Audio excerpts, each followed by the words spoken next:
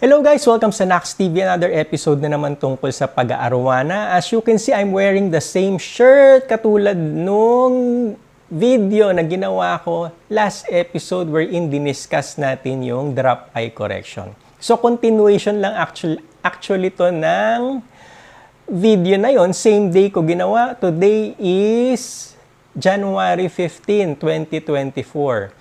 So gusto kong masabi sa inyo yung date, no? Kasi sisimulan ko na nga yung pag-groom dito kay Starscream. So, without further ado, I present to you advanced stage tanning here at Nax TV. Starscream Transform.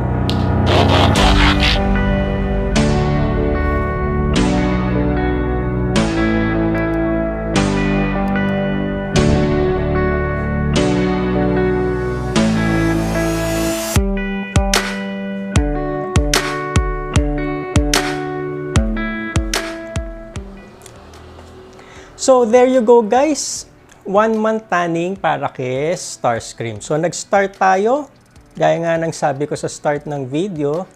Last month, January 15 of 2024. So, today is February 14, 2024. So, happy Valentine's Day sa inyo.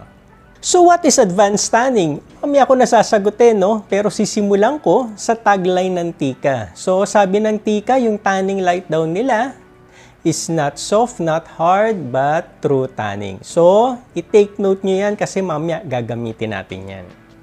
So, ito yung mga dapat nating i-consider, no, sa episode na to. Unang-una na dyan is yung time. So, kaya ako nga pinakita yung start date and end date ng pagtatan ko kay Starscream para makita nyo na it's possible na ganito yung maging result in just a short span of time. So, in 1 month, dapat ganito na yung resulta ng pagtatan nyo. If ever maabot kayo ng 2 to 3 months to achieve this, most probably merong kailangan i-adjust sa technique ninyo. Guys, don't get me wrong, hindi ko sinasabi na bilisan nyo. Ang point ko lang dito is, mas mabilis yung proseso, mas less stress para sa inyong arowana. And of course, syempre kung mabilis yung proseso nyo, mas makakatipid kayo sa kuryente, no? Kasi malakas sa kuryente ang tanning light. Second to consider is yung genes, no? Yung genetic nung isda. Kailangan sa isda is, or kailangan, to be specific, sa super red arowana, meron silang genes na pumula. Kasi kung hindi naman talaga sila pupula, kahit anong gawin nyo, hindi nyo yan mapapapula.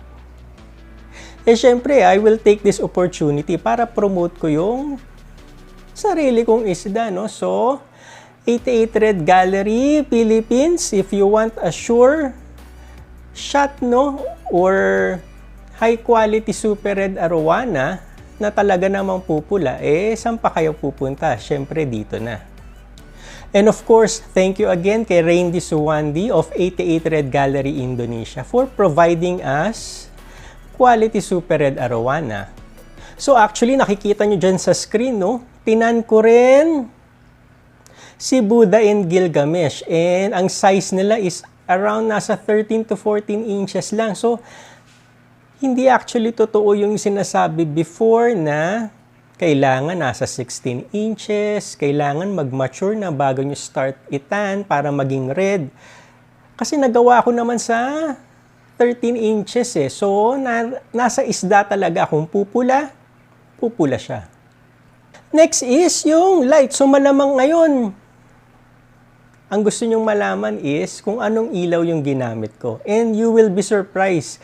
Para kay Buddha and Gilgamesh, ang ginamit ko lang actually is yung Arrow Empire na HPL white light. Yun lang ang ginamit ko para kay Buddha and Gilgamesh. And in 1 month time, napapula ko sila. So, babalikan ko yung tagline nung Tika wherein sinabi nga nila, no, hindi soft or hard, true tanning. Mas naniniwala na ako ngayon doon kasi para sa akin, ang tanning is just tanning.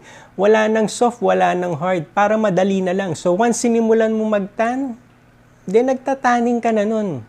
So, gamitin ko na rin yung time na to para magpasalamat Brother Erich and Sir Lawrence, thank you so much for providing yung tanning light na ginamit ko kay Buddha and Gilgamesh. So, if you want tanning light that works, no? Kita naman yung ebidensya, kontakin nyo lang sila. Sir Lawrence, uulitin. And last but not the least, of course, is yung technique. So, dito sa part na to, kanya-kanya tayong technique. Hindi ko namang masabi lahat sa inyo. And yun nga, yung technique ko, I am lucky enough to be guided by no other than Steven Tan. So, thank you so much, Steven Tan, for guiding me kung paano ko mapapabilis yung pagtatan dito kay Starscream. Malay nyo, pag pumunta kayo rito, mabigyan ko kayo ng tip kung paano ko actually tinatan tong mga alaga kong arwana.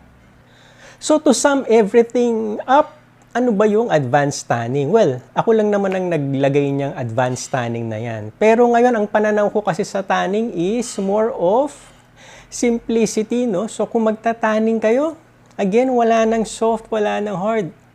Tanning lang yan. Gawin nyo lang, make it efficient, make it short, para less stressful sa inyong mga isda, and mas makakatipid kayo sa time, and of course, sa money, no? Kasi less consumption sa electricity. So, gawin nyo lang is, i-consolidate nyo yung mga video ko from stage 1 to 4. Kunin nyo yung mga mahalagang bagay doon, no? Siyempre, yung somehow, hindi ko na iniisip ngayon, wag nyo nang isama. So, consolidate everything to make it simple. So, that's about it, guys. Hopefully, may natutunan kayo sa episode na to. Thank you for watching. Please make sure to subscribe, pa-like, and share. Bye!